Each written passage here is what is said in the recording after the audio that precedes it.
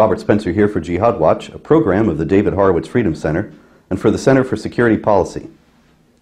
The College of the Holy Cross in Worcester, Massachusetts, is dropping its Crusader mascot.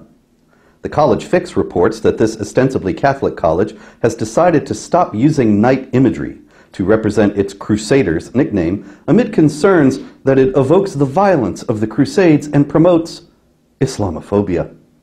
The Holy Cross Board of Trustees declared that the Crusades were among the darkest periods in church history, but the college is going to continue using the Crusader name while dropping the knight mascot.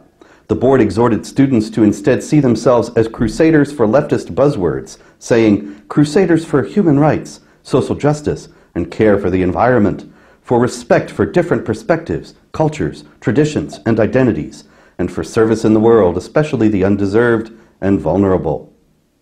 Holy Cross President Father Philip Burrows explained, "The visual depiction of a knight, in conjunction with the moniker Crusader, inevitably ties us directly to the reality of the religious wars and the violence of the Crusades." The lesson is clear at Holy Cross. The Crusades are something to be ashamed of, and the school's Catholic students should not take pride in knowing that the Crusades are part of their church's history. Yet as I show in my forthcoming book, The History of Jihad from Muhammad to ISIS, the Crusades were not, as Holy Cross administrators and students evidently assume, an unprovoked exercise of proto-colonialism directed against a peaceful Muslim world. The Crusades were in reality a late, small-scale, defensive response after 450 years of jihad attacks had conquered and Islamicized what had previously been over half of the Christian world. Armies animated by the jihad ideology, or that eventually justified their actions by recourse to it, had occupied much of the Middle East, North Africa, Spain, as well as Persia and much of India, centuries before a crusade was ever contemplated. They had entered France. They had besieged Constantinople, the capital of the Christian Eastern Roman or Byzantine Empire, several times.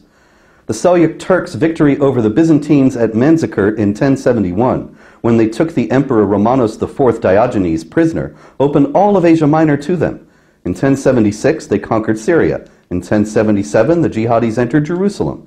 The Seljuk emir Atsiz bin Uwak promised not to harm the inhabitants of Jerusalem, but once his men had entered the city, they murdered 3,000 people. That same year, the Seljuks established the Sultanate of Rum, that is Rome, referring to the new Rome, Constantinople, in Nicaea, which was perilously close to Constantinople itself. From there, they continued to threaten the Byzantines and harass the Christians all over their new domains. The Byzantine Empire, which before Islam's wars of conquest had ruled over a vast expanse including southern Italy, North Africa, the Middle East, and Arabia, was reduced to little more than Greece. It looked as if its demise at the hands of the Seljuks was imminent. The Church of Constantinople considered the Pope a schismatic and had squabbled with him for centuries, but the new Byzantine Emperor, Alexius I Comnenus, swallowed his pride and appealed for help. And that is how the First Crusade came about. It was a response to the Byzantine Emperor's call for help against Muslim invaders who threatened to destroy the Christian Empire. It is undeniable that the Crusaders committed many atrocities. So did their jihadi opponents. But in the main, the Crusader endeavor was not an exercise in imperialism or colonialism, but an attempt to protect Christians from jihad attacks. So why shouldn't Holy Cross College have a Crusader mascot and take pride in its own culture, heritage, and history? Because that culture is spent today and weak and confused and anxious to appease a much more confident alternative culture that regards the Crusades as an affront. The West continues its cultural self-abnegation in the face of the chimera of Islamophobia, which is of course a propaganda neologism designed to make people ashamed of defending themselves and their homeland against a newly aggressive Islamic jihad. Holy Cross, of course, is not alone. The rush to disavow any connection to Crusaders is part of a larger tendency to remain in denial about the jihad aggression that threatens so many people in the world today. It manifests an acceptance of the Islamic view of history, which has been aggressively thrust upon the West in recent decades, that blames the origin of conflict between Muslims and Christians upon the evil Crusaders, despite the timeline which proves this false.